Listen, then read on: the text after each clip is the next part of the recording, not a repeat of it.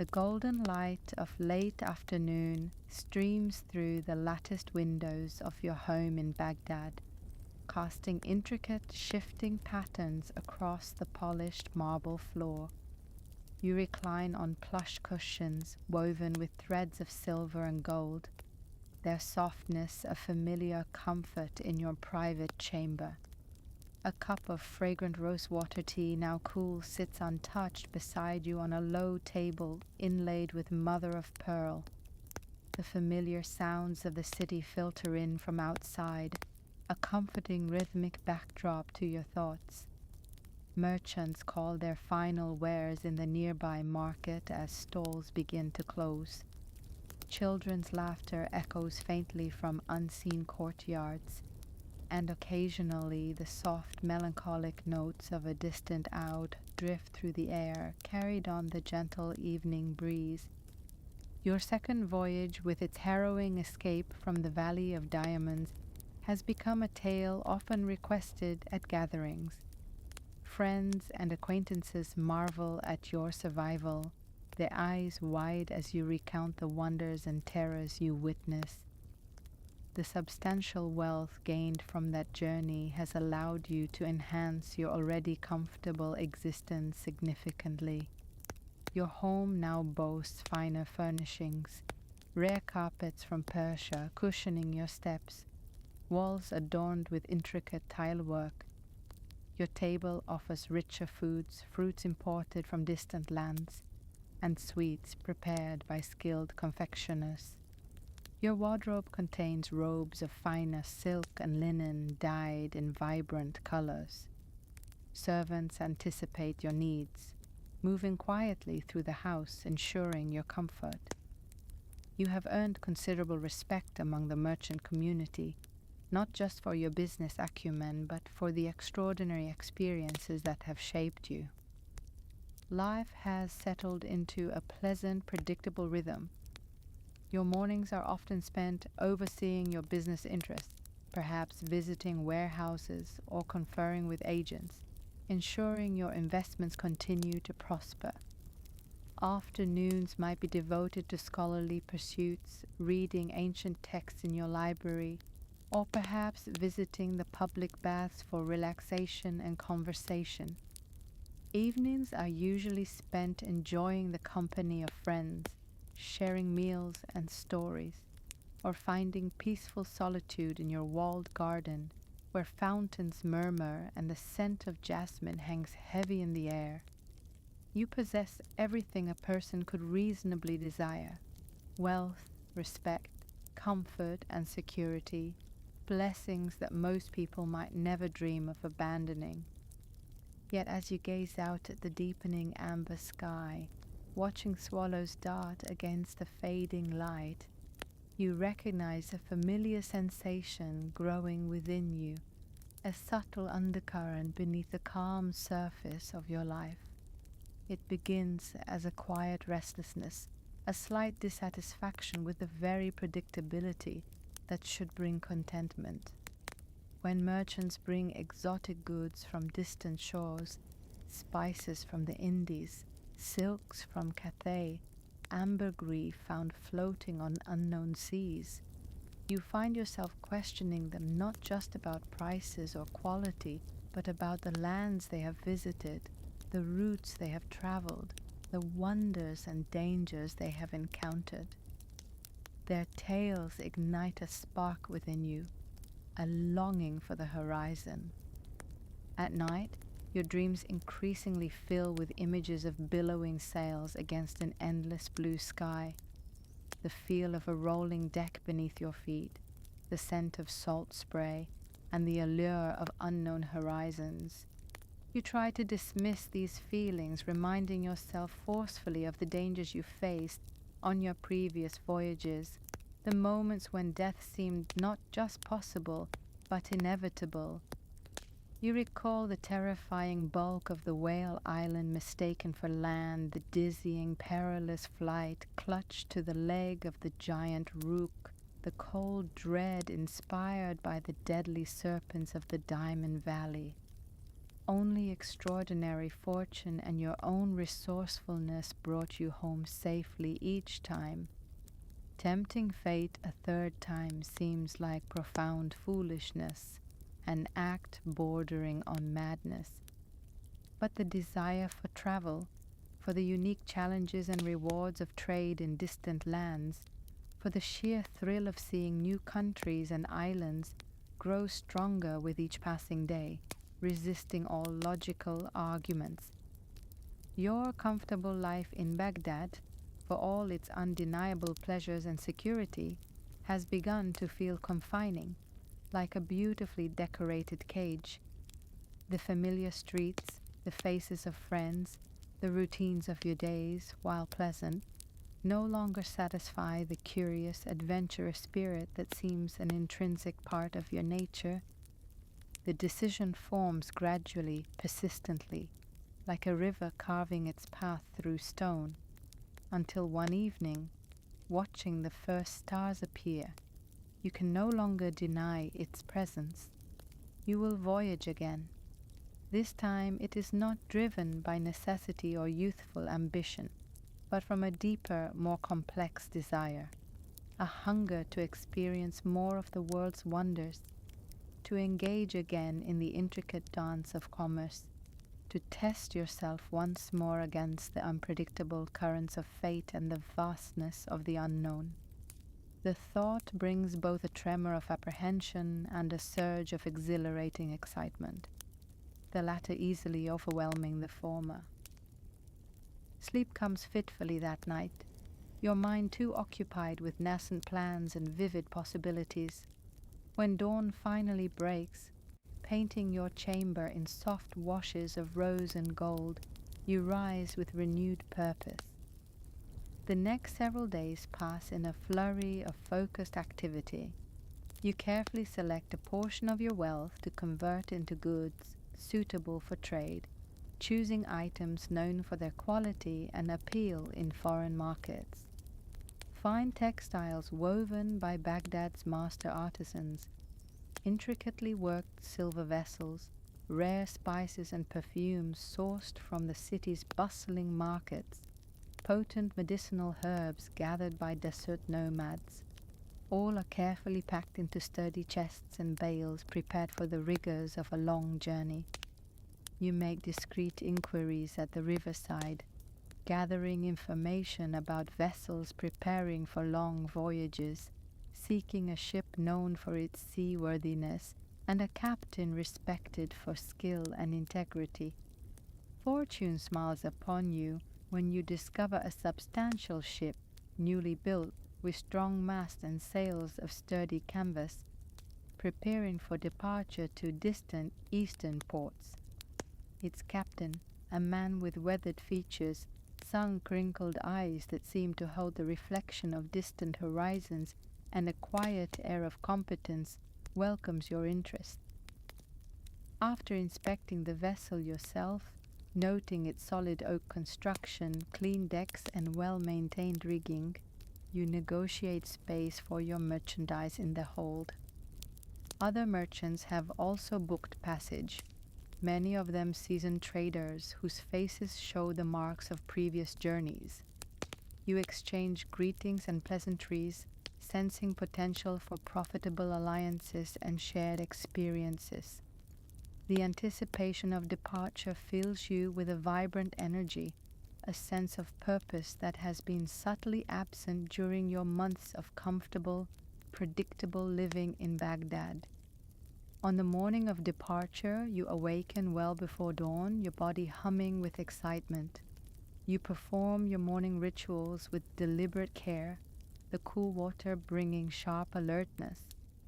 After prayers offered in the quiet solitude of your chamber, you don clothing selected specifically for the journey, garments of good quality linen and wool, practical in design, able to withstand the rigors of travel while still marking you as a merchant of substance.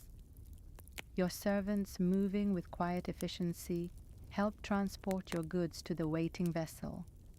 Sailors, already busy with preparations, expertly stow your chests and bales in the designated section of the hold. The docks themselves are a whirlwind of activity. Porters shout as they carry heavy loads. Merchants haggle over last-minute deals. Sailors chant rhythmically as they hoist supplies aboard. Families linger on the quay, offering tearful farewells and hopeful blessings to departing travelers. The air is thick with a complex mixture of scents, the muddy tang of the Tigris River, the sharp smell of tar used to seal wooden hulls, the sweat of honest labor, the exotic perfumes and pungent spices being loaded as cargo. As the sun climbs higher, painting the eastern sky with brilliant color, the captain gives the order to cast off. The heavy mooring ropes are untied and coiled away, the sturdy gangplank withdrawn. Sailors push with long poles against the stone quay, moving the vessel away from the dock, then scramble aloft to unfurl the great sails. They catch the morning breeze with a satisfying snap, feeling like the lungs of some great beast taking its first breath. The ship responds immediately, gathering momentum as it moves into the river's current. You stand at the rail, watching the familiar skyline of Baghdad slowly recede. The city's minarets and domes, symbols of home and security, grow smaller until they finally merge with the hazy horizon, leaving only the wide river and the promise of the sea ahead. The initial days of the voyage pass pleasantly. The weather remains favorable, with clear skies and steady winds propelling your ship smoothly downstream. The company proves agreeable. The merchants share stories and insights. The crew works efficiently, and the captain navigates with quiet confidence. Days settle into a comfortable rhythm dictated by the ship's routine. The changing of watches, communal meals served on deck, shared prayers at designated times, long hours spent watching the riverbanks glide by. You spend hours in conversation with fellow merchants, carefully exchanging information about potential markets, prevailing prices, and the reputations of traders in distant ports. You form tentative connections, knowing these relationships might prove valuable in the complex world of international commerce. The captain maintains a disciplined but fair regimen, ensuring the smooth operation of the vessel, and the crew works with the efficient coordination that comes only from long experience together. Your ship passes from the wide river into the vast expanse of the sea, the water changing dramatically from muddy brown to a deep, mesmerizing blue-green. The familiar coastline serves as your guide for many days, a reassuring presence on the horizon. Then the captain sets a course that takes you steadily away from the sight of land, venturing into the open ocean. At first, this transition makes you uneasy. The endless expanse of water stretching unbroken in all directions creates a profound sensation of isolation, emphasizing your vulnerability in this immense natural world. But gradually, you adapt to this new reality, finding an unexpected peace in the simplicity and rhythm of life at sea, far from the complexities of the city. The days begin to blend into one another, marked mainly by subtle shifts in weather, the changing position of the sun and stars, or the occasional sighting of another vessel, a distant speck on the vast ocean. You develop sturdy sea legs, becoming accustomed to the constant gentle motion of the ship, learning to move with its rhythm. Your skin darkens under the relentless sun, despite the protective shade of your turban and the ship's awnings. The salt air permeates everything, your clothing, your hair, even adding a faint tang to the taste of your food and water. The journey continues without major incident for several weeks. The ship stops at various ports along established trade routes, bustling coastal cities where you and the other merchants conduct business. At each location, you disembark eagerly, immersing yourself in the unique character of the place. You observe the different architectural styles, the vibrant local dress, listen to the unfamiliar cadences of predominant languages, and sample the distinctive foods offered in markets and cookshops. You sell some of your Baghdad goods, acquire others native to the region, always balancing the pursuit of profit with your innate curiosity about the items themselves and the cultures that produce them. After many weeks at sea, punctuated by these stimulating port visits, you find yourself standing at the rail one morning, watching the sun rise over an endless, empty expanse of water. The sky transitions through breathtaking shades of deep purple, rose, and brilliant gold, the colors reflecting and shimmering on the gentle swells of the ocean. The air feels different somehow, carrying a subtle tension, a hint of something unfamiliar or perhaps unwelcome. You notice the captain standing nearby, his experienced eyes scanning the horizon with a slight, almost imperceptible frown creasing his weathered face. Throughout the morning, you observe him more closely. He repeatedly checks the position of the sun, consults his complex navigational instruments, astrolabe and compass, and confers quietly, urgently, with his first mate. His growing concern becomes evident in his tense posture and the troubled expression in his eyes, though he maintains a calm public demeanor, clearly wishing to avoid alarming the passengers unnecessarily. By midday, the captain's concern has visibly deepened into alarm. He stands rigidly at the side of the vessel, looking intently at different quarters of the sea, his expression increasingly troubled. Suddenly, with a gesture of profound dismay, he slaps his face, then shouts orders for the sails to be furled immediately and the anchors cast. The crew rushes to comply, their movements swift but betraying an undercurrent of fear mirroring the captain's own. The captain's distress is now unmistakable as he pulls agitatedly at his beard and tears at the collar of his robe. The passengers gather around him, alarmed by this dramatic and unexpected change in circumstances. When questioned, the captain delivers the troubling news, his voice tight with controlled fear. The wind has turned against us, pushed us far off our intended course, he explains, his gaze sweeping over your anxious faces. We have drifted into unknown waters, and I fear fate has brought us toward the place sailors whisper about, the place called the Mountain of Apes.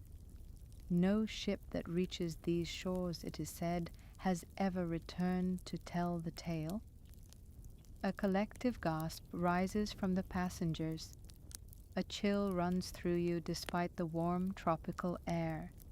The other passengers murmur in fear, some beginning to pray aloud, others questioning the captain more closely about this mysterious and terrifying threat.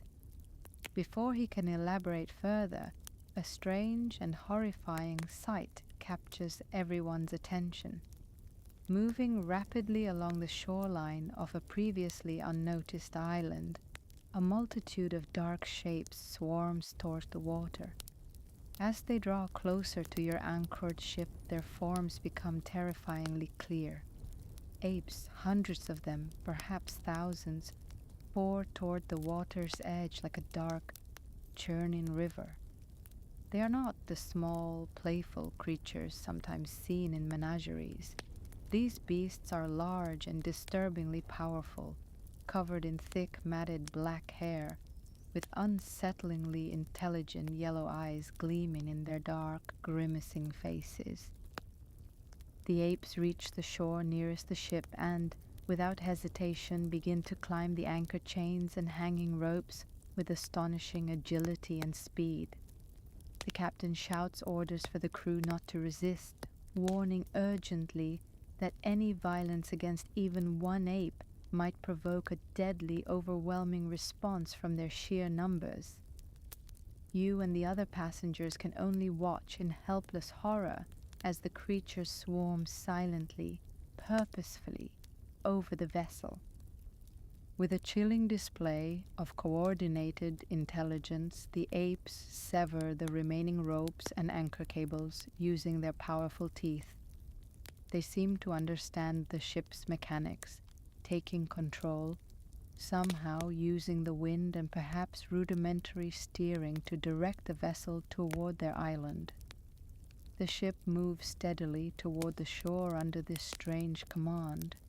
When it reaches shallow water near the beach, the apes, using gestures and menacing postures, force all passengers and crew to disembark onto the sand. You find yourself standing on unfamiliar ground, the coarse sand warm beneath your feet, watching in stunned disbelief as the apes continue to pilot your ship away from the island. They take it, along with all its valuable cargo representing your fortune and the livelihoods of your companions, to some unknown destination around a headland. The vessel disappears from view, leaving you and your fellow travelers utterly stranded on this strange, hostile shore. The initial shock slowly gives way to the pressing, practical concerns of survival. You and the other merchants gather, taking stock of your desperate situation.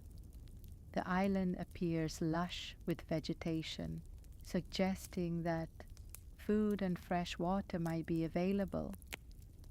The immediate threat of the apes seems to have passed with their departure on your ship, though the chilling possibility of their return looms large in everyone's mind. Your group begins to explore the island cautiously, moving inland from the beach, staying close together for safety and mutual support. The coastal area gives way to more densely vegetated terrain, thick with unfamiliar trees and flowering vines. Fruit-bearing trees provide some immediate sustenance. Strange, sweet fruits you consume tentatively at first, then more eagerly as hunger asserts itself. Freshwater streams, cool and clear, offer blessed relief from thirst and the growing heat of the day. Despite these basic resources, a heavy sense of dread hangs over your company. Without a vessel, escape seems impossible, and the unknown dangers of this ape-ruled island create constant gnawing tension. As the day progresses, your exploration leads you deeper into the island's interior and to a surprising, perplexing discovery. In a large clearing stands an imposing structure, clearly built by intelligent hands rather than formed by nature. It appears to be a pavilion of considerable size, constructed from dark, heavy timbers, with high walls and lofty angled roofs.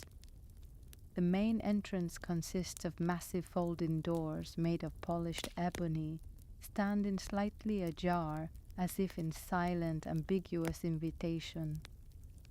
After considerable debate, marked by fear and uncertainty, your group decides to investigate this unexpected sign of civilization. Perhaps whoever built this structure might offer help, or at least the pavilion could provide more secure shelter for the coming night than the open forest. You approach cautiously, moving slowly, alert for any sign of inhabitants or potential danger. Passing through the heavy ebony doors, you enter a vast open space resembling a large roofed courtyard. The air inside is cool and still, carrying a faint, unpleasant odor you cannot quite identify. Around the perimeter are many tall, closed doors suggesting other rooms or chambers within the structure. At the far end stands a raised platform like a great stone bench or dais, dominating the space. The area shows clear signs of habitation. Large cooking utensils hang over several fire pits containing cold ashes, and scattered about the floor are numerous bones, bleached white, their size and origin disturbingly difficult to determine in the dim light. Most troubling is the complete, unnerving absence of people. The pavilion stands utterly silent and seemingly abandoned, though the arrangement of items, cooking pots ready for use, tools leaning against walls, suggest that someone or something resides here and might return at any moment.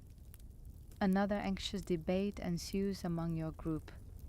Should you stay here, risking the return of the unknown resident, or continue exploring elsewhere, facing the uncertainties of the forest at night? The approaching evening and the lack of any obvious alternative shelter ultimately decide the matter. You will remain in the pavilion for the night, agreeing to maintain watches in shifts to alert everyone should the resident return. The vast open space provides ample room for everyone to settle, though comfort is impossible on the hard, dusty floor. Some of the merchants arrange themselves near the entrance, hoping for a quick escape if needed. Others prefer the perceived security of positions closer to the interior walls, huddling together for warmth and reassurance. You find a spot that offers a clear view of both the main entrance and the imposing raised platform, your back pressed against a cold, solid wall, every sense hyper alert.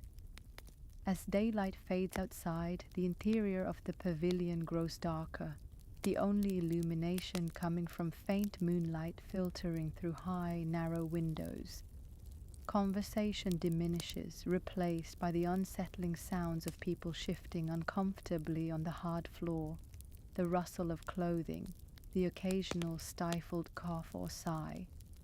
Despite your profound exhaustion from the day's traumatic events, sleep proves elusive. Every unfamiliar noise from outside the pavilion, the snap of a twig, the cry of a night bird, draws your immediate attention, your imagination creating fearsome possibilities from the simplest natural sounds. Eventually, the rhythmic, shallow breathing of your companions and the profound darkness lull you into a light, uneasy slumber. You drift in a state between sleep and wakefulness, never fully surrendering to deep rest, your mind remaining on high alert. Sometime later, perhaps near midnight, a subtle vibration begins in the floor beneath you, triggering instant heart-pounding alertness. The vibration grows steadily stronger, developing into a distinct tremor that shakes the entire massive pavilion. A confused, heavy noise from above draws your gaze upward just as something immense descends from the shadowy ceiling. In the dim, uncertain light filtering through the high windows, you make out a humanoid form of truly enormous proportions. The creature lands heavily on the raised platform at the far end of the hall, the impact sending another powerful tremor through the structure and dislodging dust from the high rafters. As your eyes struggle to adjust to the dimness and the sheer scale of the being, the features of this giant become horrifyingly clear.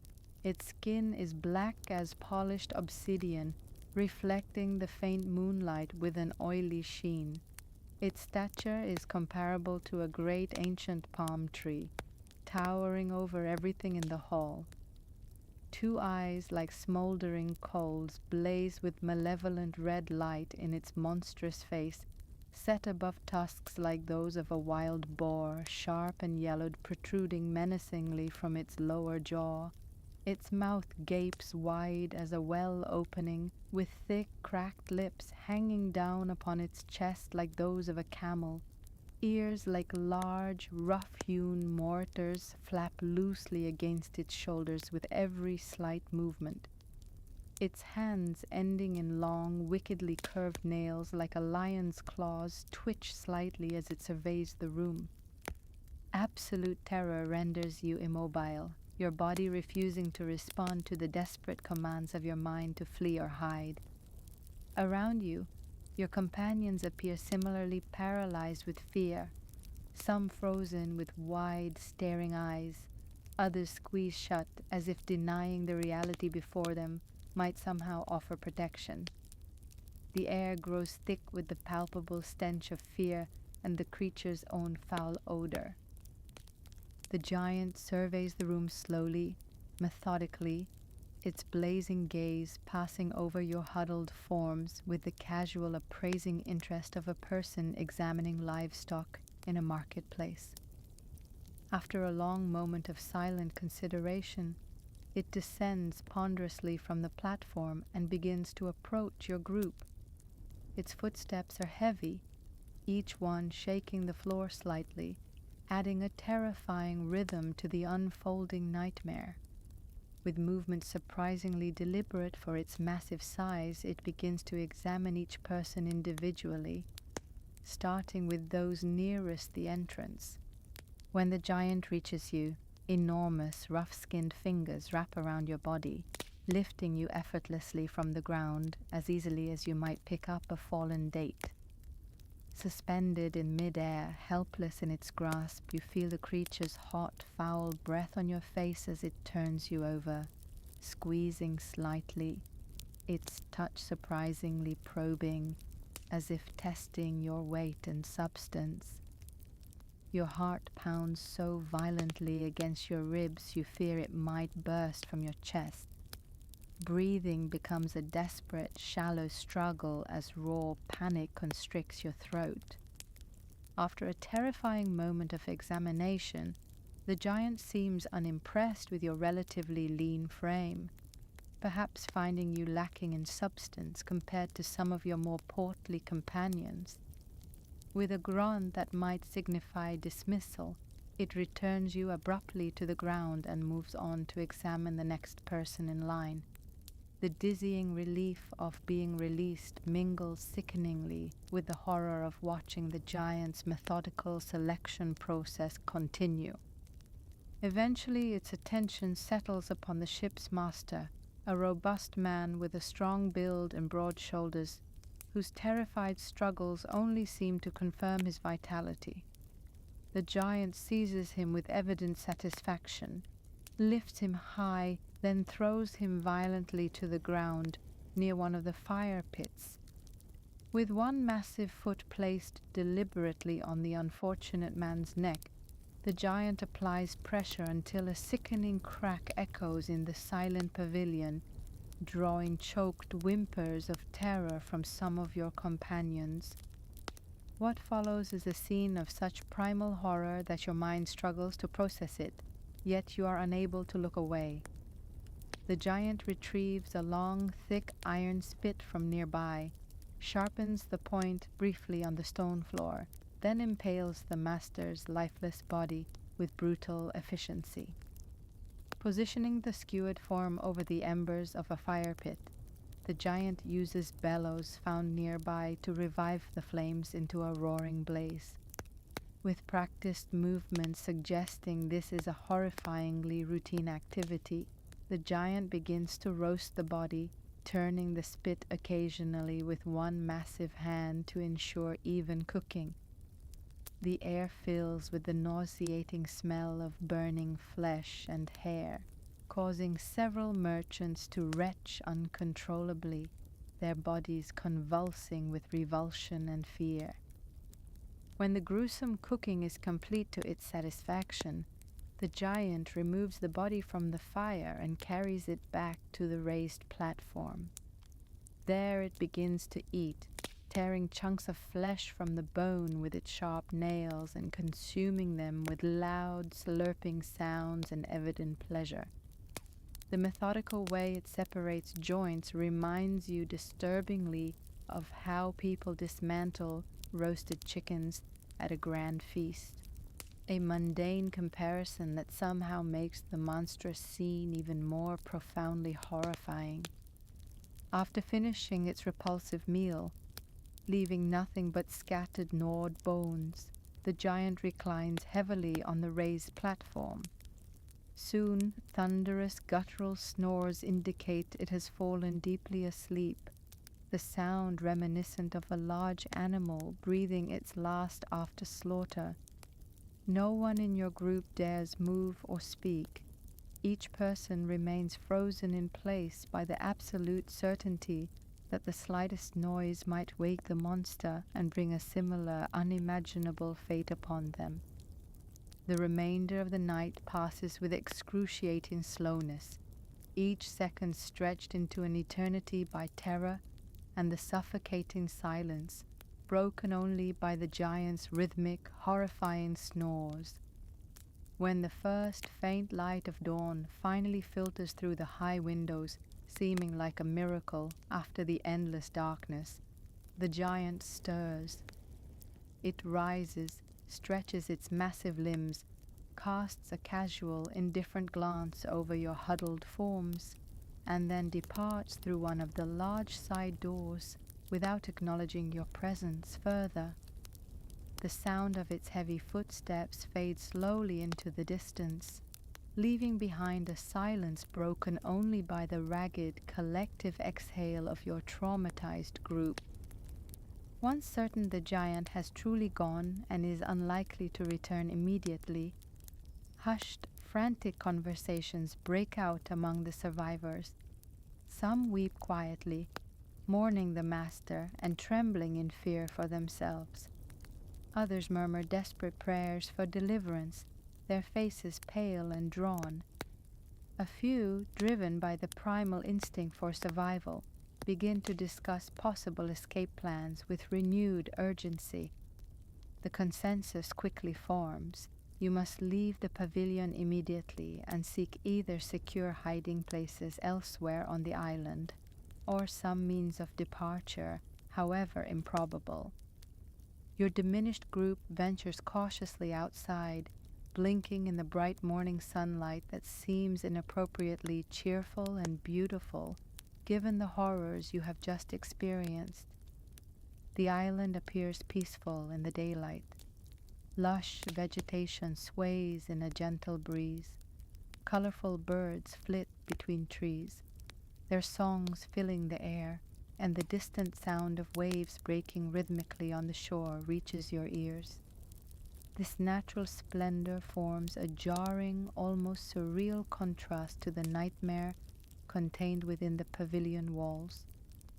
You spend the day exploring the island with desperate purpose, searching for any means of escape or truly secure hiding places. Some suggest attempting to build rafts from available trees, a daunting task without proper tools. Others propose finding deep caves or constructing camouflage shelters in the densest parts of the forest where the giant might not look. The discussions continue without clear resolution as the day wanes, the approaching sunset bringing renewed, paralyzing fear of the giant's inevitable return.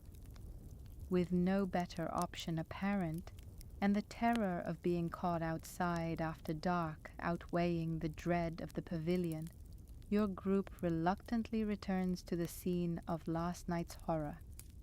Perhaps, some reason desperately, the giant will select someone else tonight, granting the rest another precious day to devise a viable escape. It is a terrible, selfish calculus born of extreme desperation, weighing individual survival against group solidarity, but fear, raw and overwhelming, eclipses most moral considerations in such moments. The second night unfolds with the same terrifying, predictable pattern. The giant returns at its accustomed hour, examines the remaining group members with the same chilling detachment, selects another unfortunate soul, and proceeds with the same gruesome feast before settling down to sleep. Again, dawn brings temporary reprieve as the creature departs, leaving your group further diminished in number and sinking deeper into despair. On the third day, with your numbers dwindling rapidly and morale collapsing under the weight of repeated trauma, you feel compelled to propose a desperate course of action. "We cannot continue like this," you tell the remaining survivors, your voice low but firm, trying to project a confidence you do not feel. "Each night another of us dies, and soon all of us will be gone. We must act now, tonight, while we still have enough people left to attempt resistance. Waiting means certain death for us all." Your plan is simple in concept but extraordinarily dangerous in execution. When the giant sleeps tonight, you will heat 2 of the long iron spits in the fire until they glow red hot. Then, working together, you will use them to blind the creature. Without sight, perhaps it will be unable to capture more victims, giving you the crucial time needed to construct rafts and finally escape this island of nightmares. The others listen intently, their faces a mixture of fear and dawning hope. Desperation makes even this incredibly risky plan seem reasonable, preferable to passively awaiting their turn to become the giant's meal. Throughout the day, you prepare as best you can, identifying the strongest, longest iron spits among the cooking implements and mentally rehearsing the coordinated attack, gathering courage for the night ahead. When evening comes, your small group returns to the pavilion, the familiar, suffocating dread now tempered with a nervous, fragile determination. The giant arrives as before, selects and consumes another victim with horrifying indifference, then settles onto its platform, soon falling into its usual deep snoring sleep. You wait, listening intently until the snores develop a steady, deep rhythm, indicating the giant is truly asleep. Then, using silent hand signals agreed upon earlier, you and 2 of the strongest remaining merchants carefully place the selected iron spits into the still burning embers of the fire pit where the latest victim was cooked. Time seems to crawl as you watch the thick metal gradually heat, changing from dull black to deep red, then to a fiercely glowing white-hot, radiating intense heat even from a distance. When the spits reach their maximum heat, appearing like bars of captured sunlight, you and your companions lift them carefully from the fire, using thick cloths wrapped around your hands for protection. The weight is substantial, requiring both hands to control each heavy spit. With coordinated movements practiced silently during the day, you approach the sleeping giant from different angles, moving with ghost-like quietness across the stone floor.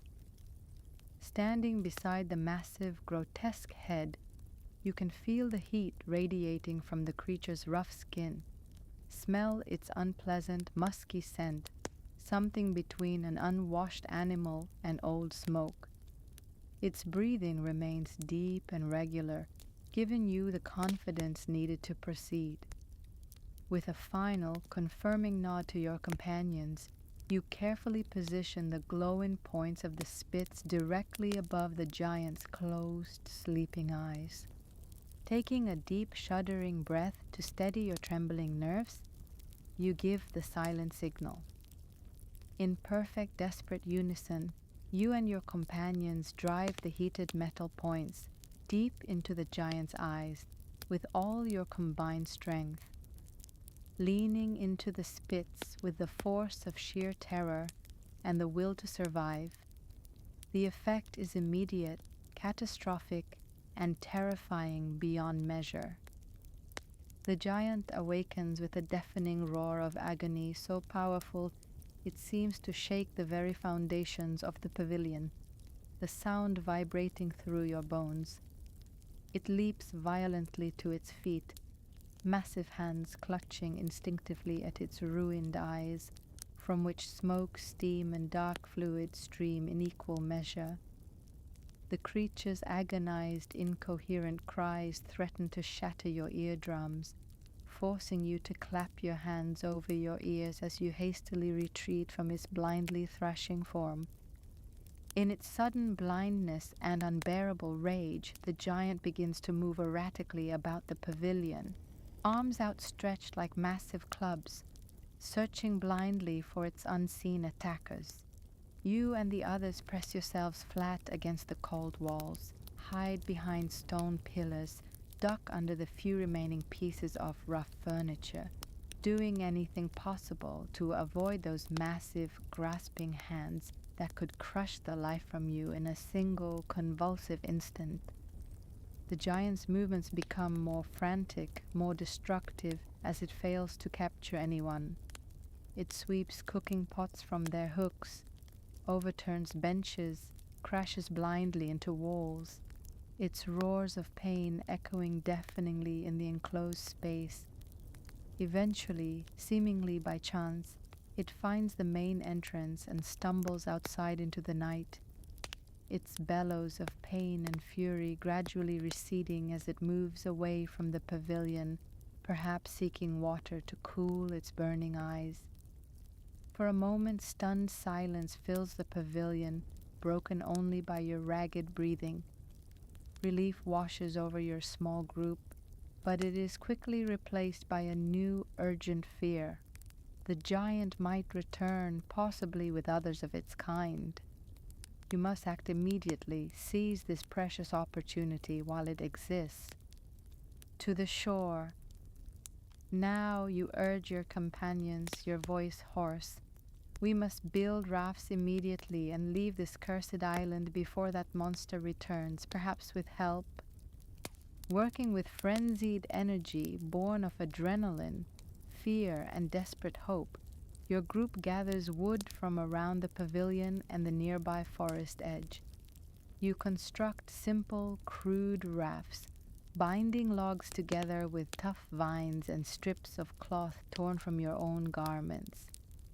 The work continues relentlessly through the remaining hours of darkness, every unexpected sound from the forest causing you to freeze momentarily, heart pounding, expecting the giant's return at any second.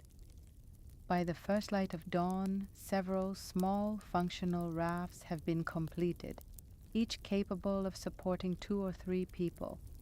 Without waiting for full daylight, you drag them hastily to the water's edge and launch them into the gentle surf.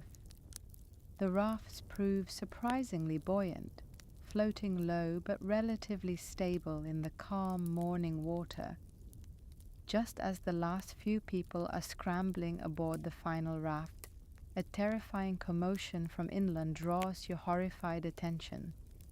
The giant has returned, its movements clumsy but directed toward the sounds of your escape. And it is not alone.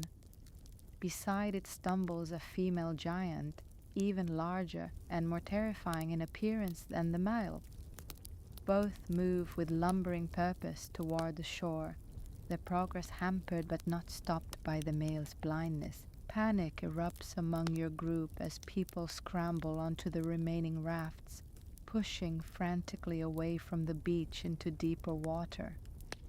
You help the last terrified merchant aboard your own raft and begin paddling desperately with a crude oar fashioned from a flat piece of wood found earlier. The water's resistance seems enormous, the raft moving with agonizing slowness as the 2 giants reach the shoreline. When they arrive at the water's edge, both giants begin picking up massive rocks, easily hefting boulders that would require several strong men to move. With surprising accuracy despite its blindness, guided perhaps by sound or the female's direction, the male giant hurls enormous stones toward the sound of your splashing oars and panicked shouts. The female follows suit, her aim even more precise and deadly. Around you, rafts splinter under the devastating impact of these projectiles, their occupants thrown violently into the water, some disappearing immediately beneath the waves. Your own raft miraculously manages to avoid direct hits, though nearby impacts send plumes of spray high into the air and rock the fragile vessel dangerously.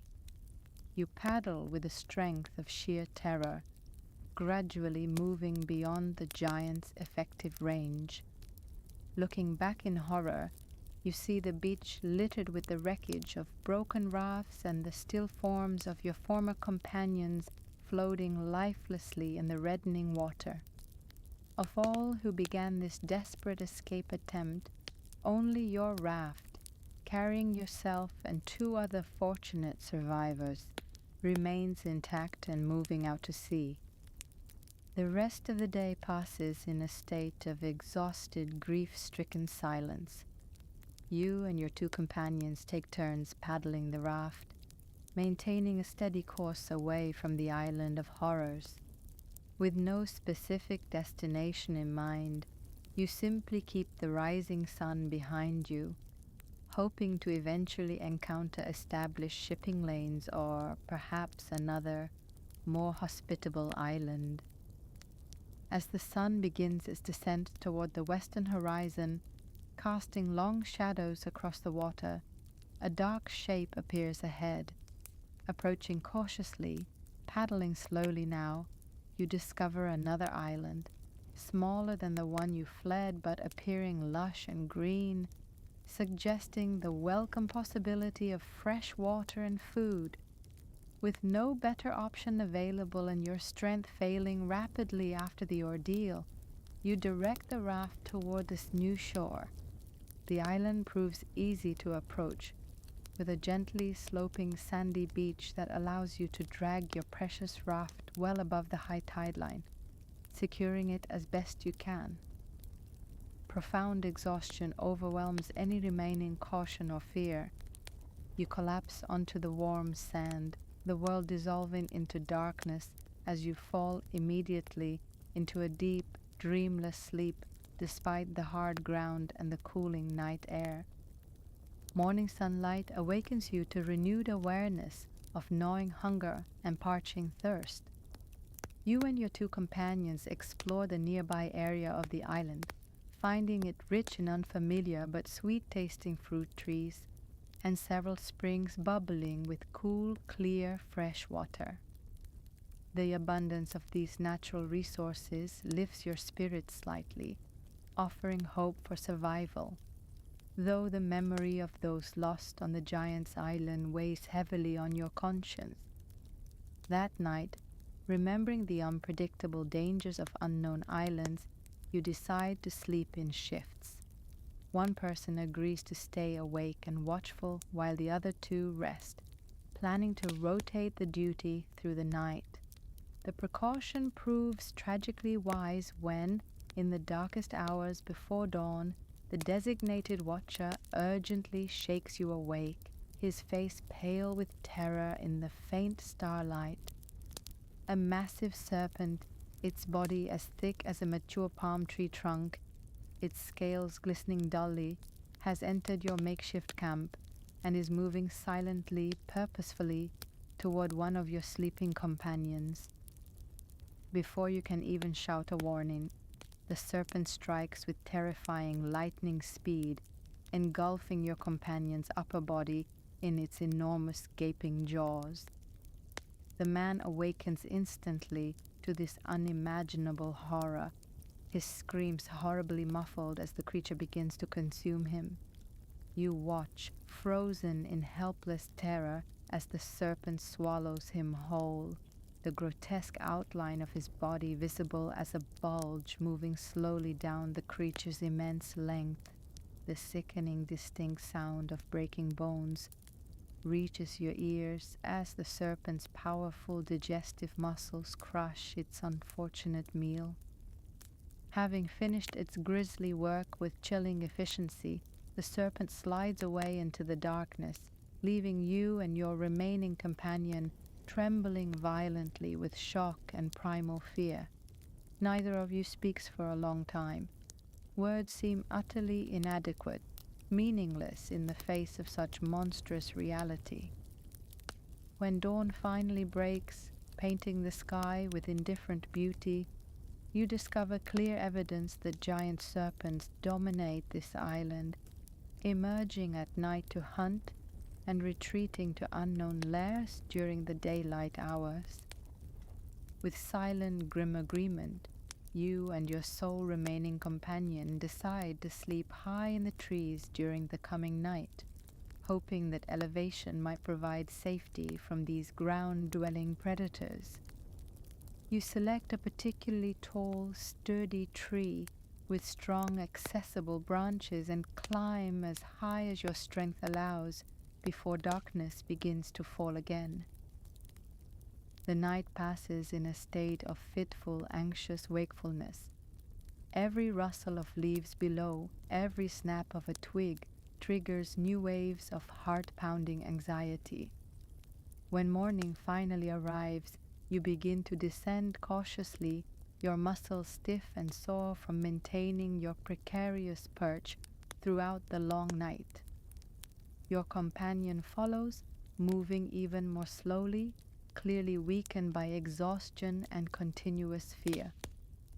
As you reach the lower branches, preparing to jump the final distance to the ground, a sudden, loud rustling sound from the underbrush nearby freezes you in place.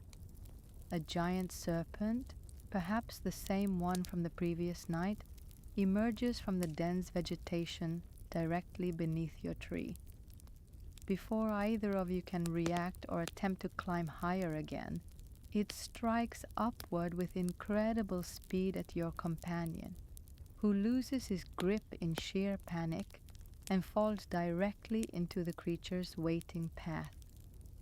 The attack mirrors the previous night's horror, swift, brutal, and merciless. You cling desperately to your branch, a helpless witness, unable to intervene, unable even to look away as your final companion disappears into the creature's monstrous maw. When the serpent finally retreats, leaving only disturbed earth behind, you remain frozen high in the tree, too traumatized and terrified to descend despite your growing thirst and hunger.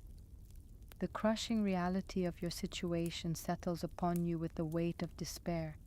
Alone on an island ruled by giant nocturnal serpents, with no vessel, no tools, no companions, your prospects for survival seem utterly non-existent.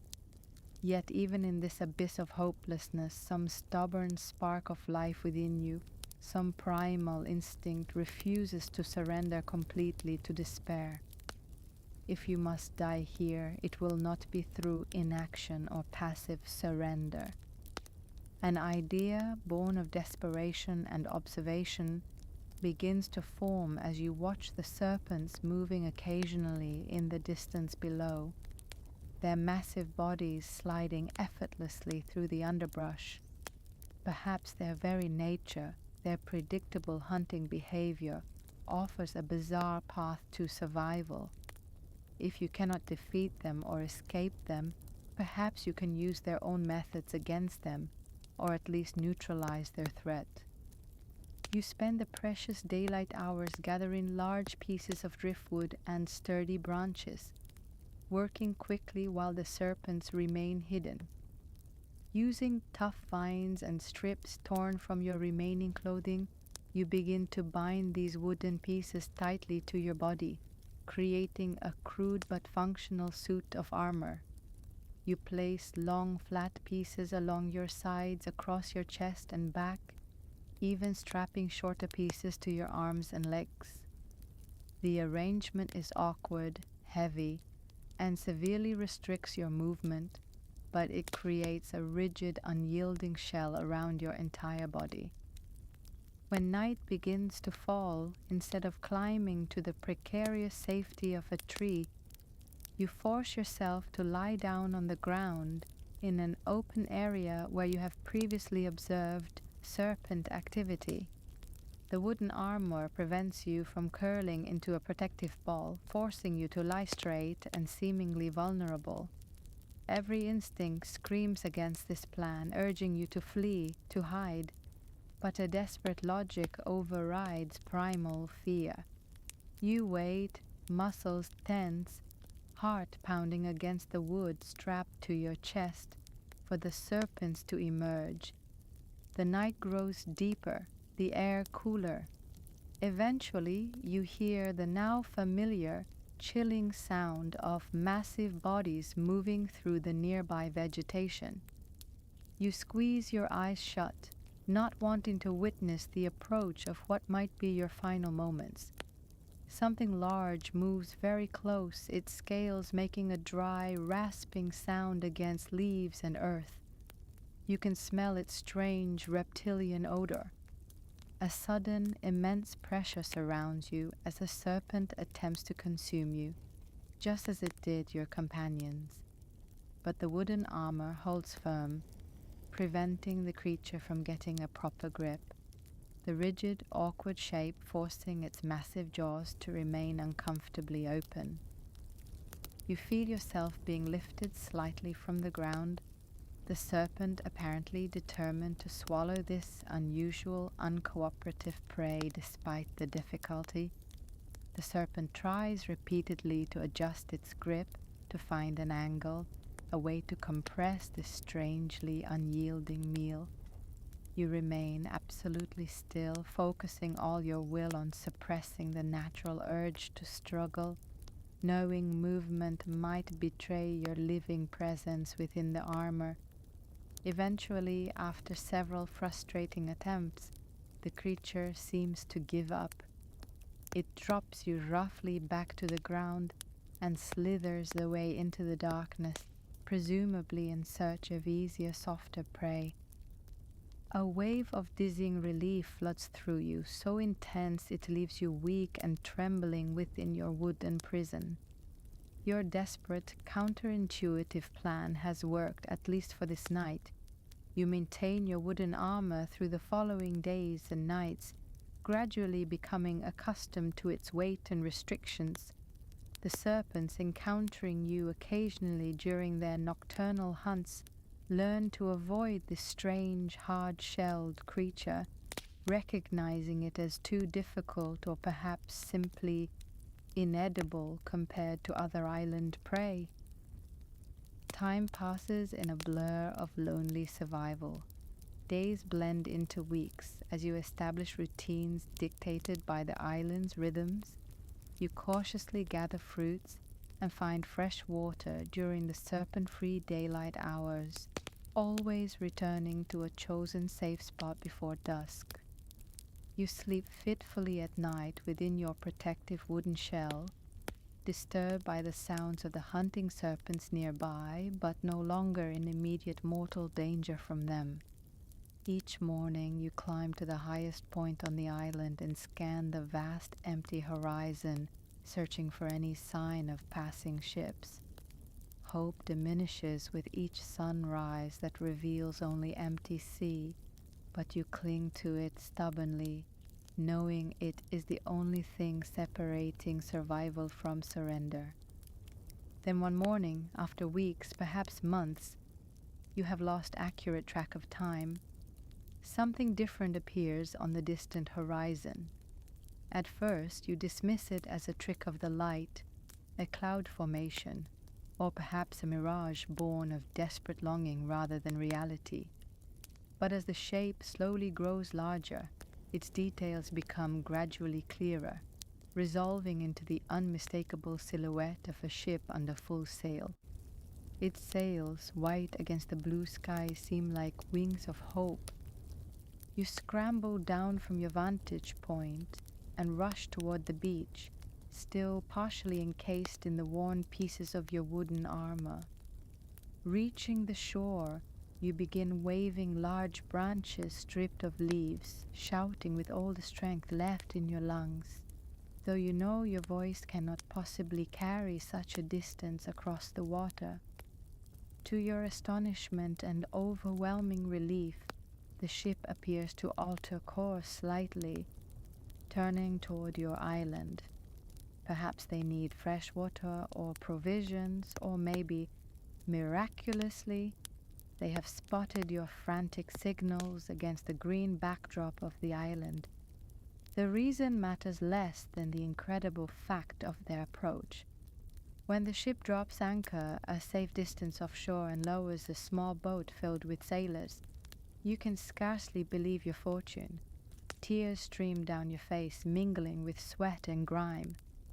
You rush toward the water's edge as the boat approaches, still wearing parts of your wooden armor, an unusual, startling sight that causes the approaching sailors to hesitate momentarily, perhaps wondering what manner of creature they have found. In a voice rusty and cracked from long disuse, you call out to them, explaining your situation in hurried, emotional bursts, gesturing toward the island and the sea. The sailors, though clearly surprised and perhaps wary of your strange appearance and wild tale, recognize your desperation and humanity. They help you carefully aboard their small boat and begin rowing back toward the waiting ship. On the solid deck of the vessel, surrounded by curious but compassionate faces, the captain listens patiently to your full story, his expression shifting from skepticism to growing amazement as you recount the apes, the giant, the escape, the serpents, and the wooden armor. He occasionally translates parts of your tale for his crew, whose murmurs reflect their shared wonder at your survival against such overwhelming odds. "In all my years sailing these seas," the captain says when you finally finish, his voice filled with genuine awe, "I have never heard a tale to equal yours. That you survived not only the man-eating giant, but also the island of giant serpents, seems nothing short of miraculous. Truly, fortune has favored you, though it tested you severely first. You are given fresh clothing replacing your tattered rags. Warm food and cool, sweet water are provided, and you consume them slowly, savoring tastes and textures you had thought lost forever. Your wooden armor is respectfully set aside by the crew, handled almost like a sacred relic, a testament to human ingenuity and the unyielding will to survive in the face of extraordinary danger.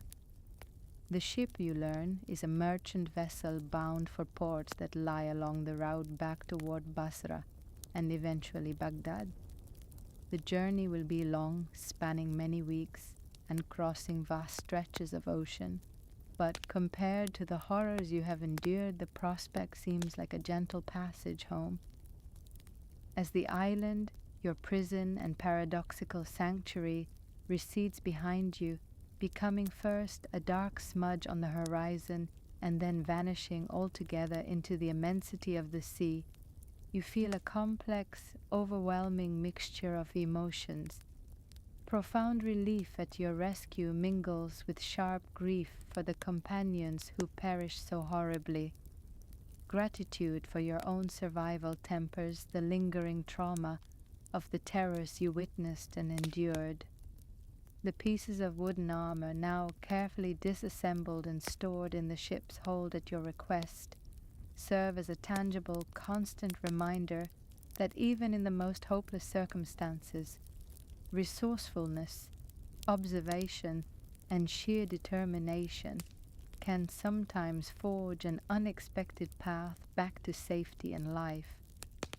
The long voyage homeward passes without significant incident. The ordinary challenges of sea travel, storms weathered, minor repairs made, periods of calm requiring patience, seem almost trivial, mundane, after the life and death struggles you faced. At each port the ship visits, your story inevitably spreads among the maritime community, sometimes growing or changing slightly with each retelling.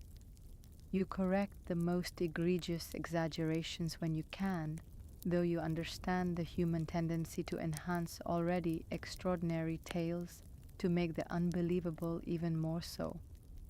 When at last, after many months, you sight the familiar coastline that marks the approach to Basra and the river leading to Baghdad, emotion overwhelms you. The city's distant silhouette, hazy in the morning light, with its beloved minarets and domes reaching toward the sky, represents not just home, but a life you had feared lost forever, a return from the very edge of existence. The simple pleasure of walking familiar streets again, recognizing faces, hearing your native tongue spoken all around you, sleeping securely in your own bed, conversing with friends who had long given you up for dead. These now seem like luxuries beyond measure, blessings to be cherished every day. Your tale told now in the comfort and safety of your own home to audiences of incredulous but fascinated listeners cements your reputation throughout Baghdad as a traveler of extraordinary fortune, both good and ill, a man who has stared into the abyss and somehow returned. The wealth lost on your ill-fated third voyage is gradually, carefully replaced through prudent business dealings. Your experiences have taught you profound lessons, tempering your adventurous spirit with a newfound appreciation for security, stability, and the value of modest certainty over risky ventures promising greater, but perhaps illusory, returns. In quiet moments, often in the evenings, when the bustle of Baghdad fades into a gentle background murmur, and you sit alone in your peaceful garden, watching the first stars appear in the darkening sky, you sometimes find your thoughts returning involuntarily to those desperate days and terrifying nights. The monstrous giant in its pavilion, the silent, deadly serpents on their island, the feel of the rough wooden armor against your skin. These memories remain vivid, sharp-edged, despite your conscious efforts to focus on the present peace. Yet even these darkest recollections now serve a purpose, reminding you constantly of the astonishing resilience of the human spirit and the precious fragile nature of each ordinary peaceful day. The comfortable cushions beneath you, the sweet scent of night-blooming jasmine carried on the cool air, the distant familiar sounds of city life continuing its eternal, reassuring rhythms. All these simple, everyday pleasures now carry a profound significance, a depth of meaning they lacked before your third voyage. And though you have sworn to yourself and to your concerned friends that your traveling days are definitively finished, that no treasure, no knowledge, no experience is worth the terrible risks you have faced, a small, persistent voice occasionally whispers deep within you. It suggests that perhaps the greatest risk of all lies not in venturing out, but in never venturing beyond the familiar, in allowing fear to circumscribe your life, to shrink your world. For now you firmly silence that voice, content with the hard-won, deeply appreciated peace of home. But somewhere deep within you recognize its undeniable truth and wonder, with a mixture of dread and faint excitement, if someday, somehow, it might again guide your steps toward distant, unknown horizons.